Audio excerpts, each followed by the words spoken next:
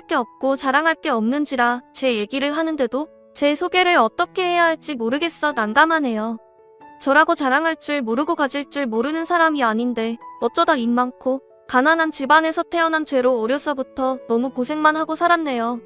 가난한 농사꾼의 자식으로 태어난 저는 위아래로 형제들에게 끼어 자란 셋째 딸이었습니다. 남의 땅 빌려 농사 지으시던 부모님은 아무리 열심히 일하셔도 늘 벌이가 적으셨고 그 돈으로 줄돌이 5남매를 키우는 일은 쉽지 않으셨겠죠. 그래서 부모님은 저희들에게 제대로 지원해 주시지도 못하시고 저희도 큰 기대 없이 알아서 자라야 했습니다. 어렸을 적 저는 책 읽는 것도 좋아하고 그림 그리는 것도 좋아하는 꿈 많은 아이였지만 연필 한 자루를 얻는 것도 아쉬운 집안 형편에 많은 것을 일찍이 포기해야만 했어요. 제가 뭐라도 하려고 하면 돈도 안 될 일을 한다 집안에 도움 안 된다 하시며 말리시는 부모님 때문에 저는 하고 싶은 공부도 제대로 할 수가 없었죠. 머리가 좋은지 교과서만 보고도 좋은 성적을 받던 저는 대학은 꿈도 꾸지 못하고 고등학교도 겨우 졸업하여 그 길로 생업에 뛰어들어야만 했습니다. 그렇게 일찍이 돈을 벌기 시작한 저는 회사 격리부터 공장 생산직에 별별 일을 다 하다가 30 넘은 나이에 돈을 모아 소박하게 제 가게를 차리게 되었어요. 아시는 분으로부터 인수를 받은 작은 기사 식당이었는데 가게가 작아 테이블은 몇 없지만 근처에 경쟁할 만한 식당이 없는 탓에 장사는 꽤 잘 되는 편이었습니다. 기사 식당이다 보니 보통 손님들 오시는 시간대가 정해져 있는 일반 식당과 다르게 새벽부터 저녁 늦게까지 손님들이 계속 있었고 덕분에 쉴 틈 없이 바빠 힘들기는 했지만 제 손에 쥐는 돈이 쏠쏠해 아주 만족하며 살고 있었죠. 그렇게 30을 넘기고 노처녀가 되어가면서도 저는 돈 버는 것밖에 모르고 살았어요. 가난한 집 딸이라 고생만 하느라 20대 청춘을 연애도 제대로 못 해보고 지나고 30을 훌쩍 넘겨버리니 저도 어느새 결혼은 포기하고 그냥 저냥 살게 되더라고요. 돈만 벌면 혼자서도 어렵지 않게 살겠다 싶어 그냥 식당 일이나 열심히 해야겠다 싶었죠. 그러던 제가 제 식당에서 지금의 남편을 만나게 되었습니다. 남편이 저희 식당에 자주 밥을 먹으러 오던 택시기사였거든요. 그렇게 손님과 주인으로 만나던 저희는 어느새 정이 들어 결혼까지 하게 되었네요. 남편과 저는 비슷한 점도 많고 가치관도 비슷해서 잘 통하는 부부였습니다. 그 흔한 부부싸움 한 번 없이 서로 얼굴만 봐도 좋은 금슬 좋은 부부였죠. 늦바람이 무섭다더니 연애도 제대로 못 해본 저는 남편을 만나며 너무 좋았어요. 택시 운전하는 남편과 휴일마다 여행도 다니고 데이트도 하고 많은 추억을 쌓았거든요. 하지만 저희가 너무 늦게 만난 탓인지 그렇게 사이좋은 저희 부부 사이에는 아이가 생기지 않았습니다. 별 문제도 없다고 하는데 왜 소식이 없는지 답답해 죽을 맛이었죠. 그 와중에 다행이라면 시댁에서는 그 일로 문제를 삼지 않으시더라고요. 아니, 아예 저희에게 관심이 없다고 하는 게 맞겠네요. 사실 택시기사인 남편의 집안은 생각지도 못한 교육자 집안이었습니다. 조부모님은 교사를 하셨다고 하셨고 시아버지와 시어머니는 대학 교수님이셨거든요. 두 분이 같은 대학에서 동료 교수로 만나 일하시다 결혼까지 하셨고 그 후로 장남과 차남인 저희 남편을 낳아 부족한 것 없이 기르시며 주변에서 다들 부러워하는 그런 집안이었답니다. 가난해서 공부도 안 시켜준 저희 집에 비교하자면 하늘과 땅 차이였죠. 그래서 저는 남편이 부럽기만 했는데 남편은 남편대로 아픔이 있었습니다. 아무래도 부모님 두 분 다 교수님이시다 보니 그만큼 자식들에게 거는 기대가 컸던 거죠. 하지만 저희 남편은 그 기대에 부응을 하지 못했다네요. 형은 공부도 곧잘하고 머리도 좋은 것 같은데 저희 남편은 지금도 책 일하면 질색을 하고 공부 쪽으로는 영 재능이 없거든요. 하지만 남편은 운동신경이 좋았고 몸으로 하는 건 뭐든 잘하는 편이었어요. 그래서 어렸을 적에는 축구 선수의 꿈을 꾸기도 했지만 무조건 교수를 해야 한다는 부모님의 반대로 접었답니다. 그렇다고 맞지 않는 공부가 시킨다고 될 일도 아니고 결국 지방대를 겨우 졸업한 후로는 부모님 지원 없이 혼자 고생하며 지내야 했죠. 내놓은 자식이다 보니 금전적인 지원도 없었고 남편도 집안 눈치 보기 싫어 일찍 독립해서 혼자 벌어 살았답니다. 지방대라 그런지 취직도 안 되고 그러다 막노동도 하고 고생하다가 지금 하는 택시 운전을 시작했다고 들었어요. 남편이 운동 다음으로 좋아하던 게 운전이었거든요. 지금은 그나마 하고 싶은 일을 하고 살아 다행인가 싶기도 하지만 차라리 그때 시부모님이 운동선수를 하겠다는 꿈을 응원해 주셨으면 남편의 인생이 어땠을까 싶어 남편이 안쓰럽기도 했네요. 하지만 결국 남편은 기대에 부응하지 못하고 실패한 자식일 뿐이었죠. 그에 비해 장남인 시숙은 오래 걸리기는 했지만 결국 대학 교수가 되었고 지금은 같은 교수인 형님을 만나 자식을 잘 지내고 계셨어요. 시부모님도 교수님이시라 평소 콧대가 참 높으신데 형님 내외도 그에 버금가는 사람들이었어요. 다들 어쩜 그렇게 잘난 체들을 하고 고상한 척 똑똑한 척을 하는지 다 같이 모일 때마다 시댁 식구들 눈치에 제 스트레스가 이만저만이 아니었어요. 게다가 큰아들 내외는 교수이고 저희 부부는 별 볼 일 없이 생각하시다 보니 시부모님은 기대도 없는지 애초에 결혼 반대도 안 하셨지만 형님네와 비교와 차별을 참 많이 하셨었죠. 같은 자식인데 어쩜 이리 차별을 하실까 싶기도 했지만 오랫동안 다녀온 남편이 별말 없이 참고 있으니 저도 참을 수밖에 없었습니다. 아무래도 남편은 워낙 어릴 적부터 형이랑 비교당하며 구박당하다 보니 이제는 그런 것들이 아무렇지 않은 듯 하더라고요. 그래도 제가 당할 때는 옆에서 늘 화내주고 제 편이 되어주는 그런 든든한 남편이었습니다. 하지만 남편이 그리 제 편을 들어줘봐야 남편 역시 구박대기 신세이다 보니 결국 저희 부부가 같이 구박 덩어리가 되곤 했네요. 그 집 식구들은 저희는 뭘 알겠냐며 대화에 끼워주지도 않고 저희 부부를 그냥 아무것도 모르는 팔푼이 취급했거든요. 무슨 얘기를 그렇게들 재미있게 하세요? 저희도 좀 끼워주시지. 우리가 무슨 얘기를 하면 알아들을 수는 있고 우리 지금 진지한 얘기를 하는 중이니까 동서는 가서 볼일 봐. 어차피 들어봤자 동서는 모를 텐데 재미도 없을 텐데 뭐하러 끼워? 저도 그런 쪽에 관심이 있어요. 뉴스도 꼬박꼬박 보고 신문도 매일 읽는 거려. 아유, 너는 참 미련한 소리를 한다. 신문, 뉴스 본다고 세상 만사를 다 알겠니? 내가 그걸 읽어서 제대로 이해나 하는지 모르겠구나. 아무튼 너 말 보탤 자리 아니니까 너는 가서 하던 일이나 마저 해라. 시아버지 목 타시니 가서 차랑 다과라도 좀 내오고 이런 걸 시키지 않아도 분위기 봐서 알아서 할 것이지 이런 센스도 없는 게 어디 끼어들겠다고 그래? 너무 그러지 마세요 어머니. 동서도 궁금했겠죠. 호기심을 갖는 건 좋은 거니 탓하실 필요는 없죠. 다만 동서도 얼른 자기 분수를 알아야 할 텐데 말이에요. 송충이는 솔잎을 먹고 살아야 하는 걸 모르면 꼭 탈이 나니까요. 식구들 다 모인 자리에서 입 한 번 못 대게 하면서 자기들은 교수라고 저희 부부만 빼놓고 떠들어대고 무시하는데 그럴 때마다 어찌나 답답하고 한스러운지 대학 졸업장이 없다는 게 너무 서러웠습니다. 나도 한창 때는 공부 잘한다는 소리도 듣고 참고서 한 건 없이 만점 받아본 적도 있는 사람이었는데 그깟 대학 못 나왔다고 제가 하는 말은 다 무시당하니 기분이 좋지 않더라고요. 제가 돈이 없어서 대학은 못 나왔지만 머리가 나쁜 편은 아니었거든요. 어딜 가나 머리 좋다는 소리 듣고 제 스스로도 책 읽는 걸 좋아하고 지적 호기심이 많아서 어디 가서 무식하다 소리 들을 정도는 아니었어요. 저야 형님처럼 교수도 아니고 그런 사람들이랑 진지하게 말 섞어볼 일이 없어서 똑똑한 사람들 수준이 어느 정도인지 몰라도 TV에서 문제가 나와서 못 푸는 일은 거의 없었거든요. 제가 문제를 풀고 공부하는 게 좋아서 평소 퀴즈를 푸는 TV 프로그램은 빼놓지 않고 보는 편이었어요. 그래서 식당에서 문제 푸는 프로그램을 볼 때마다 손님들 앞에서 문제를 맞추곤 했는데 뱉는 족족 정답이었다 보니 손님들마저 저를 기인이라며 신기해할 정도였습니다. 한 손님은 제가 머리가 좋은 것 같다면서 그러지 말고 방송에 출연해 보라고 등을 떠밀기도 했었죠. 그렇게 밖에서는 무시당할 일 없이 똑똑하다 소리도 곧잘 듣는 저였고 교수하는 식구들 사이에서 자란 저희 남편마저도 제가 누구보다 똑똑한 것 같다며 칭찬을 아끼지 않았는데 그래봐야 시댁에서 저는 식당 일이나 해서 돈 벌어 먹고 사는 식모일 뿐이었어요. 시어머니는 밖에서 하는 행사나 모임에는 형님만 데리고 다니시고 좋은 거, 맛있는 게 있으면 전부 형님만 챙기시면서 집안에서 생기는 온갖 꾸준 일은 죄다 저한테만 떠넘기셨거든요. 보통 맏며느리들이 해야 할 일들도 형님은 곱게 커서 못한다며 저한테만 시키시더라고요. 이러다 제사도 둘째인 저희한테 넘겨주실 생각인지 명절이나 제사나 늘 빠짐없이 저 혼자 일을 했네요. 형님은 교단에서 학생들 가르치니 손에 물 붙이면 안 되고 저는 식당에서 다를 만큼 닿았으니 막 굴려도 된다 싶으신지 매번 주방에 있는 건 저 혼자였죠. 그날도 마찬가지였어요.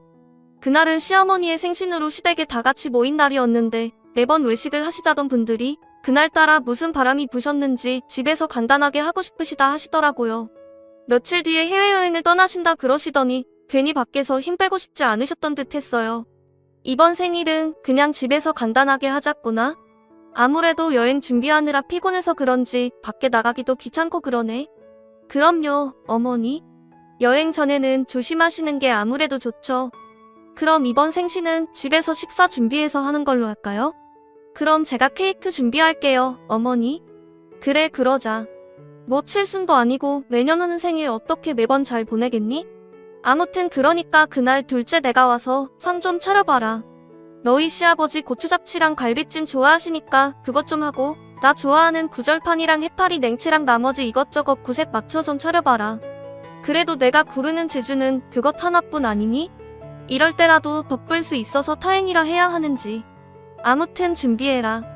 집에서 해먹자 그러시더니 혼자 음식해야 할지 생각은 아무도 안 하는지 다들 당연하게 제가 요리를 해야 한다 생각하시더라고요. 거기다 드시고 싶으시다는 음식들은 하나같이 손 많이 가는 힘든 음식들인데 그런다고 와서 도와주는 사람 하나 없으니 결국 그날 고생하는 사람은 저 하나였네요. 그나마 저희 남편이 저를 도와주겠다고 주방을 들락거렸는데 그마저도 시부모님 눈치에 제대로 돕지도 못했어요. 공부 못하는 둘째 아들 구박은 하시면서 그래도 아들이라고 주방 드나드는 거 싫어하시는 시어머니가 쓸데없는 짓 하지 말라며 못하게 하셨거든요. 그 바람에 결국 저 혼자 하루 종일 고생을 해야 했습니다. 시어머니 생신이라고 가게 문도 닫고 점심부터 장봐와서 음식을 만들다 보니 어느새 저녁이더라고요. 그 사이 저는 점심도 못 먹고 하루 종일 쫄쫄 굶으며 시어머니 생신상을 차려드렸죠. 그래도 시어머니 생신날이니 모처럼 효부 노릇한다 생각하며 참고했습니다. 이럴 때 아니면 저를 인정해주시는 날도 없으니 그나마 자신 있는 음식 솜씨로 칭찬이라도 듣고 싶었어요. 하지만 식사를 하는 내내 아무도 제게 수고했다는 말 한마디 없더라고요. 그동안 받은 무시가 있는데 저도 이제 와서 뭘 바라나 싶었죠.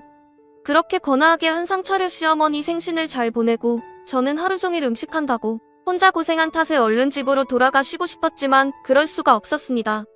저녁 다 먹고 상 물리고 설거지하고 오니 남편은 시아버지와 시숙에게 붙잡혀 잔소리를 듣고 있고 그 사이 시어머니는 절 주방으로 다시 돌려보내 후식을 내오라 시키시더라고요. 남편을 보아하니 쉽게 풀려날 것 같지 않아 저는 다시 주방으로 들어가 과일과 떡을 내왔습니다. 그리고 다들 TV에 집중한 것을 보고 구석에서 잠시 눈을 피해 아픈 다리를 주무르며 겨우 한숨 돌리고 있었죠. 그때 TV에서는 한창 퀴즈 방송을 하고 있더라고요. 100명의 참가자가 나와서 최종 1인이 나올 때까지 겨루다가 마지막 한 명이 마지막 문제를 맞추면 우승하는 그런 퀴즈 프로였어요. 제가 평소 워낙 좋아하던 프로이다 보니 저도 모르게 TV를 열심히 보게 되었죠. 근데 저만 그걸 열심히 보는 게 아닌지 시어머니와 형님이 열심히 정답을 맞추고 계시더라고요. 저도 속으로 계속 문제를 풀고 있다 보니 그쪽으로 자연스럽게 관심이 쏠렸어요. 그런데 평소 저를 그렇게 똑똑한 척은 혼자 다 하던 형님과 제가 무식하고 못 배워먹었다 무시하시는 시어머니가 정답을 자꾸 틀리시는 겁니다. 처음에는 실수를 하셨나 싶었는데 문제가 계속 되는데도 죄다 틀리시더라고요. 제가 보기에는 어려운 문제도 아닌데 형님과 시어머니 두 분 중 아무도 못 맞추시는 게 너무 이상했어요. 교수라고 모든 걸 다 알아야 하는 법은 없다지만 그래도 박사 과정까지 밟으며 오랫동안 공부하셨다는 분들이 쉬운 문제인데도 틀리시는 걸 보니 순간 저도 모르게 웃음이 터져 나오더라고요. 딱히 비웃는다는 생각도 아니었는데 그냥 평소에 워낙 잘난 체 하시던 분들이 고전하시는 게 웃겼던 거죠. 시어머니는 제가 당신을 보고 웃은 것이 자존심이 무척 상하셨던지 그 좋은 날 제게 쌍욕까지 하시며 길길이 화를 내셨습니다. 시어머니가 지금 우리를 비웃은 거야? 지금 우리가 문제 틀렸다고 웃은 거 맞니 너? 이게 고졸 주제에 어디서 사람을 무시하고 비웃고 있어? 시어머니는 제가 당신을 보고 웃은 것이 자존심이 무척 상하셨던지 그 좋은 날 제게 쌍욕까지 하시며 길길이 화를 내셨습니다. 하지만 그걸로도 화가 풀리지 않았는지 냅다 제 뺨을 내리치시더라고요. 설마 그런 일로 얻어맞게 될 줄은 몰랐던 터라 맞은 저도 너무 놀라 가만히 있을 수밖에 없었어요. 그러다 맞은 뺨이 슬슬 부어오르고 아파오면서 정신이 차려지는데 순간 너무 화가 나서 미칠 것 같았습니다. 제가 그동안 별걸 다 보고 살았지만 설마 시어머니한테 맞게 될 줄은 몰랐는데 그것도 좀 무섭다고 이렇게 얻어맞다니 억울하더라고요. 지금 뭐 하신 거예요? 지금 저를 때리신 거예요? 왜? 한 대 가지고는 정신이 안 드냐? 지금 내가 맞았는지 어쨌는지도 몰라? 이게 무슨 짓이에요? 사람을 왜 때려요 때리기를? 이게 뭘 잘했다고 고함이야. 내가 왜 맞았는지 몰라? 아니면 이게 덜 맞아서 이러나? 아휴 그래. 나도 나이가 들었나 힘이 예전 같지가 않네. 옛날 같았으면 너 같은 건 한 주먹거리도 아닌 것을 이게 얻어먹고도 정신 못 차리고 나한테 대들고 있어? 이 싸가지 없는 것? 내가 시험이랑 형님을 비웃고도 무사할 줄 알았어? 마음 같아서는 더 쥐어 패고 싶은 걸 겨우 참는 중이니까 그 입 다물어. 화가 난 제가 왜 때렸냐 따져 묻자. 시모는 어디서 대드냐며 길길이 날뛰며 더 화를 내더라고요. 제가 웬만한 잘못을 했다고 하더라도 시대가 어느 때인데 어디 며느리 얼굴을 때린답니까? 그리고 사람이 사람을 때렸으면 미안하다 사과를 해야 정상일 텐데 시모는 제게 사과는커녕 절 더 때려주지 못해서 아쉬울 따름이라며 적반하장으로 나왔습니다. 때린 사람이 성낸다는 옛말이 하나 틀린 게 없더라고요. 다들 배울 만큼 배웠다는 사람들이 어쩜 이렇게 경우 없고 개념이 없는지 저는 그 순간 시댁 식구들에게 조금이나마 남아있던 정이 싹 다 털려버렸지 뭐예요. 제가 뭘 잘못했는데요? 제가 맞을 만큼 잘못했어요? 설령 뭔 잘못을 했더라도 왜 사람을 때려요? 어머니께서 저를 아무리 무시하더라도 이렇게 하시는 건 아니죠. 동서, 어른이 혼을 내면 잘못했습니다. 죄송합니다 하고 말 것이지 어디 끝까지 따져 물어. 어머니 겨우 화 참고 계시는데 긁어부수면 안 될 거야? 그리고 동서가 잘못한 거 맞잖아. 그러게 왜 사람을 비웃어 비웃길? 그것도 고졸에 배운 걸 없는 동서가 감히 우리를 비웃을 처지가 되기는 해? 웃긴 걸 두고 웃는 게 잘못이에요? 그럼 두 분이서 잘하시지 그러셨어요. 평소에 온갖 잘난 척들은 다 하시던 분들이 중고등학생들도 알고 있을 문제를 두고 자꾸 틀리시니 제가 어떻게 웃음을 참을 수가 있겠어요? 더구나 두 분은 대학에서 학생들 가르치시는 교수라는 분들이 말이에요. 이런 분들이 어떻게 강단에 서서 대학생들을 가르치시는 건지 제가 너무 의문스럽고 어이없어서 좀 웃었어요. 근데 그게 이렇게 욕먹을 일인가요? 그럼 두 분이 똑부러지게 정답 맞추시지 그러셨어요. 이 년이 지금 뭐라고 짓거리는 거야? 야, 너 말 다시 해봐라. 뭐 너무 우스워? 이게 아직도 정신을 못 차리고. 어머니 진정하세요. 그러시다가 혈압 오르시겠어요. 동서가 저런 소리 해봤자 뭘 알고 하는 말이겠어요? 아무것도 모르는 년이 그냥 헛소리 짓거리는 거겠죠. 쟤까지 것이 감히 우리를 무시할 주제나 되나요? 그러게. 지금 주제도 모르는 것이 지금 우리를 무시한다 이거 아니냐? 그런데 내가 어떻게 참아? 동서, 얼른 어머니한테 죄송하다고 잘못했다고 말씀드려. 동서 때문에 어머니 화나셔서 혈압 더 높아지시면 어쩌려고 그래? 제대로 며느리 도리도 못하면서 불효까지 저지를 셈이야? 그리고 나도 어이없어서 묻는 건데 그러는 동서는 저 문제들 중에서 뭐 하나라도 맞출 수 있어? 그래놓고 지금 우리를 비웃는 거야? 글쎄요. 저한테 저 정도는 별로 어려운 문제들이 아니라서요. 여태 다 맞췄던 것 같은데 제가 이렇게 말한다 한들 두 분이 제 말을 믿으시겠어요? 그냥 헛소리 취급하고 무시하시겠죠. 그동안 제가 맞는 말 해도 그때마다 뭘 알고나 하는 소리냐며 나대지 말라고 하셨잖아요. 그런데 이제 와서 뭘 그런 걸 물어보세요? 하. 그러니까 동서 말은 지금 동서가 저기 문제들 다 맞출 수 있다는 거 아니야. 그래서 우리가 틀리는 걸 가지고 비웃었던 거고. 그 말이지? 딱히 비웃으려고 그랬던 건 아니지만 웃겼던 건 맞으니까 뭐 비슷한 거죠. 그게 그렇게나 자존심 상하는 일이었다면 유감스럽지만요. 두 분은 늘상 저를 무시하고 사람 취급도 안 해주시면서 제가 좀 웃은 것 가지고 그렇게 기분이 나쁘실 일인가 봐요? 평소에 워낙 존경만 받던 분들이라 그러신가? 저는 워낙에 무시당해 버릇해서 그런지 누가 저를 무시하거나 그런 말 해도 그냥 한 귀로 흘려버리는 편이거든요. 그래서 지금 어머니나 형님이나 왜 이렇게 화를 내시는 건지 잘 모르겠네요. 헛소리 하지 말고. 그래서 문제 맞출 수 있느냐고 없느냐고. 얘, 너는 뭔 그런 걸 묻고 그러니? 제가 문제를 어떻게 맞춰? 그게 말이나 되는 일이야? 쟤 그냥 갑자기 지 자존심 부리려고 헛소리하는 거다. 대학도 못 나온 애가 무슨 퀴즈를 맞출 수 있겠어? 일반 상식이라도 제대로 알까 걱정이구만. 그렇게 궁금하시면 좀 기다려보세요. 제가 맞출 수 있는지 없는지 보여드릴 테니까. 자꾸 뭘 보여주겠다고 하는 거야. 헛소리 작작하고 얼른 우리한테 사과나 하라니까.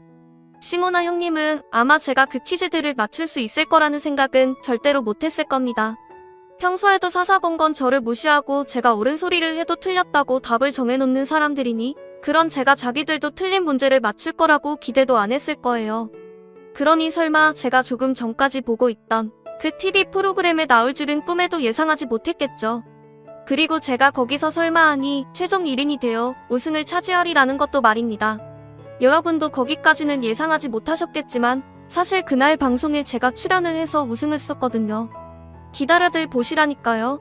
어차피 제가 백날 천날 설명해봐야 믿을 생각도 없을 거고 저도 일일이 문제나 맞추고 재론 떨고 있을 바에 직접 한번 보여드리는 게 설명하는 것보다 나을 것 같아서 그러니까 입 다물고 TV나 집중해서 보세요. 곧 나오니까. 너 끝까지 안 멈추겠다 이거야?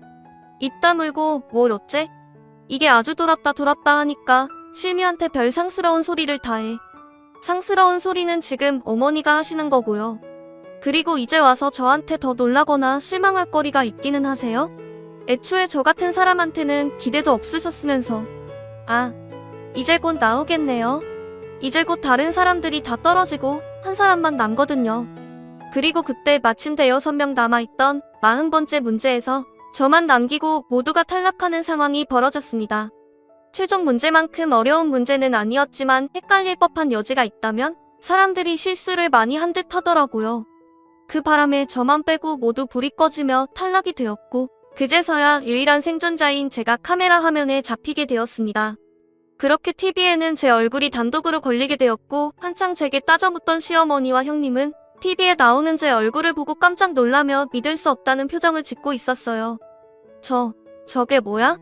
저거 설마 동서야? 이게 무슨 일이냐?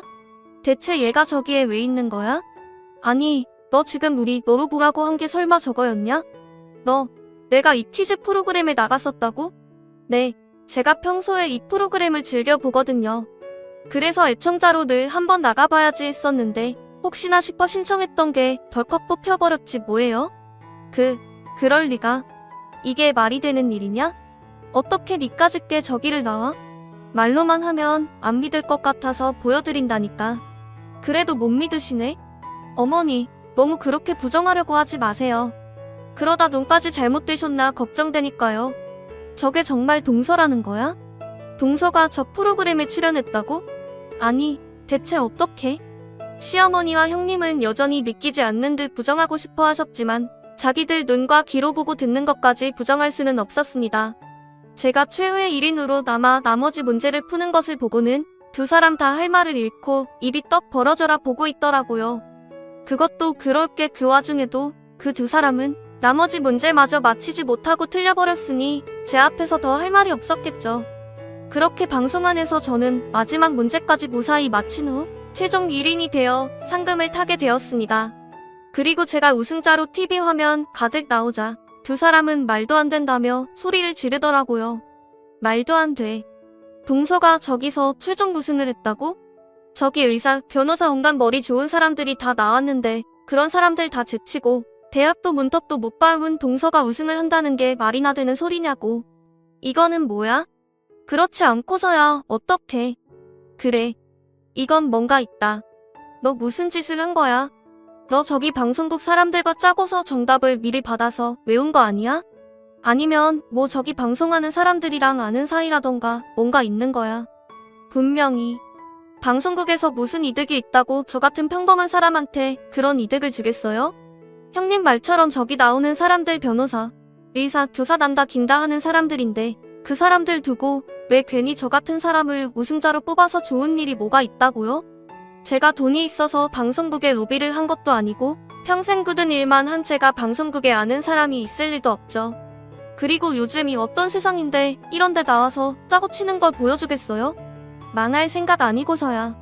저나 저기 있는 다른 사람들이나 전부 시험 봐서 통과해서 출연한 거예요. 뭐 퀴즈 몇 개 못 맞췄다고 세상 망하는 것도 아니고 똑똑한 다른 사람들은 방심했을 수도 있죠. 저는 워낙 문제 푸는 걸 좋아해서 끝까지 갔을 뿐이고요. 솔직히 여기 문제가 못 풀 정도로 어려운 건 아니잖아요? 책 좀 읽고 시사 상식만 가져도 할 수 있는 건데. 아, 근데 그 상식을 형님과 어머니께는 계속 틀리신 건가? 두 분 다른 공부라도 좀 하시는 게 어떻겠어요? 이러다 제 앞에서 뿐만 아니라 학생들 앞에서까지 창피당하면 곤란하시잖아요. 그쵸? 이제는 하다하다 제가 우승한 것까지 조작이라며 난리 피우는 두 사람을 보니 저도 더 이상 당하고 있기 싫더라고요.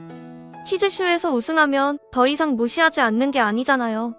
우승하면 더 이상 무시하지 않고 인정해주려나 했더니 그 사람들한테 저는 끝까지 모자란 고졸식무일 뿐이었습니다.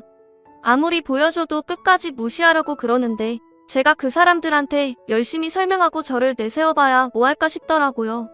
그래서 저도 이제 더 이상 참고 싶지 않다고 생각하며 일부러 약 오르라고 더 말을 세게 내뱉었습니다. 평소 교수라는 타이틀에 목매는 두 사람에게 모욕적인 말이었죠. 이 년이 보자 하니까 정말 못하는 말이 없네. 그래서 내가 뭐 저기서 우승 좀 했다고 아주 잘난 것 같냐? 그래 봐야 내가 고졸인 건 안 변해.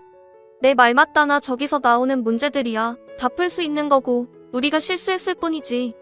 너랑 우리 수준은 비교도 할 수 없는 정도라고? 어디서 감히 나를 무시해? 날 때부터 잘난 머리에 부족한 것 없이 태어난 내가 동서랑 같은 줄 알아? 내가 상급이면 너는 하급 중에서도 아주 바닥인 최하급인 거야. 사람이 주제를 알고 나대하지. 어디서 교수들한테 고졸이 입을 털어? 그러자 그게 기분이 너무 나빴던지 기어이 발악을 하더니 둘이서 저를 아주 잡아먹으려고 하더라고요. 시어머니는 분을 못 참고 얼굴이 시뻘개질 정도로 식신을 뱉었습니다. 시어머니는 저를 무시하던 대로 자기 태생과 저를 비교하며 저를 깔아뭉개더라고요. 그런 취급이야 뭐 하루 이틀도 아니다 보니 그러려니 하는데 아까 제 뺨을 때린 시어머니가 이번에는 제 머리채를 잡으려고 하는 겁니다. 그러자 그때 저희 남편이 달려나와 시어머니를 거칠게 밀치며 저를 감싸주더라고요. 그 바람에 시어머니는 엉덩방아를 찝고 마셨죠. 시아버지와 시숙이 시어머니를 챙기시며 남편을 탓하셨지만 남편은 뚜껑이 열렸는지 화를 참지 않았습니다. 지금 다들 뭐 하는 짓이에요? 이 사람이 할 말 하는 것 같아서 그냥 두고 보려고 그랬더니 둘이서 아주 작정하고 달려드시네. 다들 사람 잡으려고 작정했어요? 이제는 너까지 나와서 거드는 거야? 내가 아니라 전현이 먼저 했어. 전현이. 저 망할년이 못 배워먹어서 그런지 위아래도 모르고 말이야. CM이고 형님이고 아주 시댁 식구들 찜쪄 먹으려고 이러는데 내가 어떻게 가만히 있어? 그만 좀 하시라고요? 저 사람이 뭘 얼마나 그렇게 잘못했겠어요. 잘못을 했으면 두 사람이 먼저 했겠죠? 제가 어머니를 몰라요? 형수를 몰라요? 두 사람이 평소에 저 사람한테 어떻게 하는지 내가 모르지를 않는데 근데도 뻔뻔하게 그런 소리를 해요? 그래서 지금 너도 제 편을 들겠다 이거냐? 이것들이 쌍으로 미쳤나? 뭘 잘못 먹기로도 한 거야 뭐야? 어디 애미 생일에 언성을 높이고 행패를 부려? 그러게. 저도 어머니 생신이라 겨우 참으려고 그랬던 건데 어머니도 생신이시면 눈치껏 좀 하시지 그러셨어요. 사람이 어디까지 참을 수 있나 시험해 보시는 거예요? 그게 아니고서야 어떻게 매번 이렇게 끝까지 이러시냐고요. 사람들이 어쩜 이렇게 못돼 먹고 사악해요. 이 사람이나 저나 똑같은 사람입니다. 이 집 식구들이고요. 근데 같은 가족을 그동안 그렇게 무시하고 괄시하는 게 그게 맞는 겁니까? 어머니 생일에 어떻게 언성을 높일 수 있냐고요? 그럼 어머니는 저를 아들로는 생각하신다는 말씀이세요? 뭐? 그럼 내가 우리 아들이지 누가 아들이야? 얘가 왜 갑자기 안 하던 짓을 하고 그래? 글쎄요. 제가 이 집 아들인지 늘 의문이었는데 이제는 정말 모르겠습니다. 제가 어머니 아들이면 저 사람은 어머니 며느리 아닙니까? 근데 어머니는 저 사람 한 번이라도 며느리로 인정하신 적 있으세요? 한 번이라도 자식으로 품어주신 적 있으시냐고요? 저요? 그동안 이 집에서 홀대당하고 무시당하는 거 다 참았어요. 어렸을 적부터 어린아이가 이렇게 어린아이를 키우고 어렸을 적부터 어머니가 형들이랑 저 퇴반하고 저만 내놓은 자식처럼 생각하시는 거 아는데도 그게 다 내가 모자란 탓이겠거니 내가 공부를 못해서 내가 부모님 기대에 부응하지 못해서 그런 거라 다 내 죄다 하고 불평 없이 살았어요. 이 집에서 남보다 못한 대접 받으면서도 그래도 핏줄이라고 참고 살았다고요. 근데 그렇다고 그게 저 사람한테까지 그래도 된다는 말로 아셨어요? 내가 못난 놈이면 내 마누라까지 이렇게 무시해도 된다고 생각하신 거냐고. 아무리 성에 안 차도 아무리 마음에 안 들어도 이러면 안 되지. 나한테는 그랬더라도 저 사람한테는 손대면 안 되는 거지. 나 지금 마음 같아서는 내 마누라 때린 당신 똑같이 때려주고 싶지만 그랬다가는 당신 애들과 똑같은 사람 될까 싶어 참는 거예요. 그러니까 다시 한번 내 마누라한테 손댔다가는 나 정말 이 집구석 다 때려 부수고 가만히 안 있을 겁니다. 이놈이 지금 뭐라고 하는 거냐? 너 지금 부모한테 그리 말한 거냐? 지금 낳아준 부모를 두고 그딴 소리를 하는 거냐고. 이놈이 폐륜을 부려도 정도가 있지. 어디서 그딴 말을 해. 너 얼른 엄마한테 사과해. 사과해야 할 건 내가 아니라 당신들이지. 범규 너 지금 무슨 짓 하는 거야? 어머니한테 얼른 사과드리지 않고. 어머니야, 나이 드셔서 정신이 오락가락 하시는지 모르겠다만 형도 말기 못 알아들어? 내가 지금 참고 있다고 말하지 않았어? 나 지금 마음 같아서는 형이랑 형수랑 둘 다 상모 잡고 돌리고 싶은 거 겨우 참고 있는 거야. 자식이야 타이러서 키운다고 하지만 다 자라서 만난 아내를 타이르는 게 아니지. 다 자라서 만난 아내를 타이르는 게 쉬운 일은 아니겠구나 싶어서 참는다고. 내가 그동안 형수한테 얼마나 쌓인 게 많은지 알아? 운 좋게 부잣집에서 태어나서 편히 공부하고 배울 만큼 배웠으면 부모한테 감사한 줄 알고 겸손하게 살아야지. 그깟 교수 자리가 뭐 얼마나 대단한 자리라고? 지가 뭔데 남을 개무시를 해? 나는 머리가 나쁜지 교수 부모 두고도 택시기사나 하는 놈이지만 저 사람은 달라. 저 사람은 돈만 있었으면 마음 편히 공부만 할 수 있었으면 누구보다 성공했을 사람이야. 부모 뺐덕에 교수 자리 겨우 얻어가지고 나불거리는 형수와는 차원이 다르다고. 나 참 기가 막혀서. 서방님 지금 말 다 했어요? 내가 뭐 어째? 그러는 나는 뭐 서방님한테 쌓인 게 없는 줄 알아요? 내가 그동안 택시 운전하는 서방님 때문에 얼마나 쪽팔렸는데 다들 교수하고 한 자리씩 하는데 혼자 택시 운전하고 그 처는 기사 식당하고 아주 부부가쌍으로 저급한 것 같아서 애초에 엮이고 싶지도 않았어요. 그런 주제에 어디서 수준은 우네? 예, 형수 의견 잘 들었습니다. 내가 봤을 때 형수는 뒤질 때까지 사람 안 변하겠다 싶네.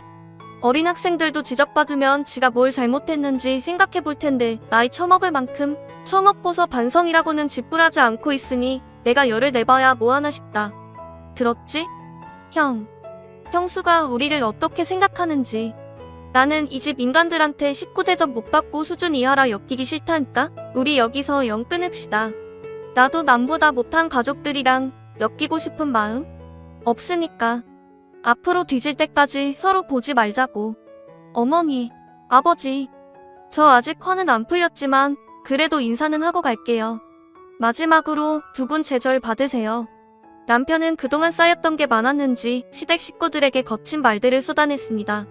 처음에는 이러다 사단이 나는 게 아닌가 싶어 걱정스러웠지만 제 대신 화내주는 남편의 모습을 보니 괜히 제가 다 통쾌해지더라고요. 그동안 저나 남편을 그리워하는 것들도 다 알았고 그동안 저나 남편을 그리 무시하고 교수라 잘난 식구들이 말 한마디 제대로 반박도 못하고 있는 걸 보니 더 속이 시원했었죠. 그러더니 남편이 시부모님 앞에서 두 번 큰절을 하는 겁니다. 한국 사람들이라면 두 번 절하는 게 무슨 의미인지 모르는 사람이 없겠죠. 시부모님께서도 그게 무슨 의미인지 아셨는지 남편의 절을 받고 뒷목을 잡으시더라고요. 이놈이 지금 내 앞에서 이딴 짓을 찰뚝. 내 놈이 기어이 우리 도로 일찍 죽으라 고사를 지내는구나. 이 베어먹지 못한 놈. 못 베어먹은 놈이 하는 짓에 뭐 그리 열을 내세요? 저한테 실망하신 게 하루 이틀도 아니실 텐데. 저는 그냥 장례식에 못 갈 것 같아서 미리 인사드리는 겁니다. 아무튼 저는 마지막 인사까지 했으니 이제 가볼게요. 돌아가실 때 연락 안 주셔도 되고요. 이 집 유산이니 뭐니 그딴 거 관심 없으니까 앞으로 이 집 아들은 장남 하나라 생각하고 남은 식구들 행복하게 사세요. 저는 저 사람이랑 단둘이 행복하게 살랍니다. 결국 남편은 시댁의 연을 끊쳐며 폭탄을 터뜨렸고 시부모님이 뭐라 말씀하시기도 전에 일방적인 통보를 하고 저를 데리고 그 집을 나와버렸습니다. 어차피 기대 없는 자식이라 이런다고 신경 쓰지 마세요. 그래도 자식이라 그런지 그 후로 시부모님께 몇 번 연락이 왔었는데 남편이 번호를 차단해버려서 연락이 되지 않자 시숙이 저한테 연락해서 남편을 달래보라고 하더라고요. 하지만 저까지 그 연락을 무시를 하자 몇 번 더 연락이 오더니 잠잠해졌습니다. 어차피 그 집에서 우리만 객식구였으니 저희 없다고 무슨 큰일이 있겠나 싶지만 저희는 그 집 식구들과 함께 살고 싶었습니다. 그 식구들을 보지 않아 좋았네요. 시댁과 연을 끊은 뒤로 저희 부부는 조금 더 안정적인 삶을 찾게 되었거든요. 그동안 아무리 서럽고 기막혀도 하나뿐인 부모이고 가족이고 그게 다 피로 엮인 천륜이라 생각해 끊어낼 생각도 못하고 지냈던 남편은 막상 연을 끊고 나니 그동안 미련스러웠다며 마음의 짐을 내려놓은 듯 마음이 가벼워 보였어요. 그리고 저한테도 자기 집 식구들 때문에 고생 많았다며 저를 몇 번이고 위로하더라고요. 저보다는 남편 마음고생이 심했던 것을 알았기에 괜찮다고 말했지만 그런데도 미안한 마음이 가시지를 않는 건지 남편은 제게 큰 선물을 해주었습니다. 여보, 그동안 고생 많았어. 괜히 못난 나 만나서 변변히 잘해준 것도 없는데 마음 고생까지 하게 만들고 남편이랍시고 든든한 편도 못 대어주고 그딴 집구석 진작 인연 끊어버렸어야 하는데 그놈의 정이 뭔지 내가 괜한 당신만 고생시켰다. 부모 형제를 고를 수도 없는 거고 당신이야말로 수십 년간 그 집에서 천덕꾸러기 구박쟁이로 살면서 고생이 많았을 텐데 자꾸 당신 탓하지 말라니까 그러네. 나는 다 괜찮다니까 정말. 속상한 일이야. 물론 있었지만 참고 있었던 것만도 아니고 마지막에는 통쾌하게 한 방 쏘아 붙여줬잖아. 그리고 이제 안 보고 살 건데 더 말해서 뭐해? 그래, 당신 말대로 안 좋은 일 더 말해봐야 좋은 것도 없지만 그래도 그동안 당신이 그 집에서 얼마나 힘들고 어려웠는지 내가 너무 잘 아니까 그래서 내가 당신한테 꼭 보답하고 싶었어. 당신 하고 싶은 거 많고 배우고 싶은 것도 많은 사람이잖아. 그동안 남들 눈치 보느라 가족들 뒷바라지 하느라 못했던 거 이제라도 하라고. 내가 보내줄 테니까 당신 대학 가. 등록금은 내가 전부 마련할게. 뭐? 대학이라니 그게 무슨 말이야. 아니, 이 나이에 내가 무슨 대학이야. 그리고 등록금이 얼마나 비싼데. 아유, 됐어. 당신 나한테 미안해서 괜히 그러는 거면 그럴 필요 없어. 당신도 택시 보느라 힘든데 내가 그런 데다가 돈을 어떻게 써. 당신 남편 그렇게 무능한 사람 아니다. 돈이야 내가 더 열심히 해서 벌어오면 그만인 거고 내가 돈 쓸 구석이 달리 있는 것도 아니잖아. 이제 나는 신경 써야 할 가족도 더 없고 당신 하나뿐인데 내가 당신한테 뭔들 못해주겠어. 안 그래? 그러니까 당신은 걱정하지 말고 학교 다녀. 가서 해보고 싶었던 거 배우고 싶었던 거 다 배우고 안 풀어. 그래서 당신이 출세해서 말년에 나 호강시켜주던가. 요즘에는 늦게 배워서 교수하는 사람들도 많다고 하던데 이참에 대학 가서 박사과정 밟아보는 건 어때? 무슨 말도 안 되는 소리야. 이 나이에 대학 가라고 하는 것도 우스워 죽겠는데 내 주제에 교수는 무슨. 그런 건 말로도 상상이 안 되네. 당신 농담이 너무 과한 거 아니야? 과하기는 무슨. 솔직히 당신 실력이면 어려울 것도 없지 않겠어? 이렇게 좋은 머리 두고 주방에서 음식이나 하는 것도 재능 낭비인 거지. 그리고 그 집 구석 그런 인간들도 교수랍시고 애들을 가르치는데 당신이라면 더 잘하지 않겠어? 나는 당신이 뭐든지 할 수 있고 뭐든지 잘할 수 있을 거라고 생각해. 그러니까 앞으로는 남 눈치 보지 말고 당신 하고 싶은 거 다 해. 내가 뒷배 해줄 테니까. 남편이 자기가 노력하겠다며 제가 늦가기 공부를 시작하라고 하는데 그 말을 듣는데 무슨 말도 안 되는 소리인가 싶어 손사래를 쳤어요. 하지만 남편은 제가 이제라도 공부를 하기를 바라더라고요. 내가 이제 와서 무슨 공부인가 싶어. 그리고 왠지 모를 서러움과 기쁨이 뒤엉켜 저는 결국 남편을 붙들고 한참 눈물을 흘릴 수밖에 없었어요. 남편의 말대로 저는 처음이자 마지막으로 저를 위한 욕심을 부려보기로 했습니다. 어린 동기들에게 비웃음 당할까 걱정도 했었지만 지금은 누구보다 성실하게 공부를 하며 학교 생활을 잘하고 있답니다. 등록금을 대주겠다는 남편에게 미안해서 장학금을 노리느라 정말 쉼없이 공부하고 있네요. 덕분에 가끔은 눈물 날 만큼 지치고 힘들기도 하지만 그보다 더 큰 행복 덕분에 얼마든지 버틸 수 있을 것 같아요. 나를 무시하던 시댁과 연을 끊고 수능 공부를 시작하고 이렇게 대학생이 되어 공부하게 되다니 요즘 제 삶은 꿈 같기만 합니다. 그리고 이 모든 게 저는 저희 남편 덕분이라고 생각해요. 어려서 가난한 집에서 태어나 내 것 하나 가져본 적 없고 꿈은 꼴새도 없이 접어야 했던 제가 남편이 아니었다면 이런 행복은 상상도 하지 못했겠죠. 그래서 저는 이제 예전 시댁에서 받았던 상처들은 전부 잊어버렸습니다. 그리고 이제는 그런 남편과 남은 여행을 행복하게 살아보고 싶어요. 그럼 여러분들도 저희 부부의 행복을 기도해 주시기를 바라며 인사드리겠습니다. 여러분들도 모두 행복하시기를 바라며 이야기를 들어주셔서 감사합니다. 오늘 준비한 사연은 여기까지입니다. 재미있게 들으셨다면 구독과 좋아요, 알림 설정까지 눌러주세요. 그럼 저는 다음 사연으로 찾아뵐게요. 오늘도 건강하고 행복하세요.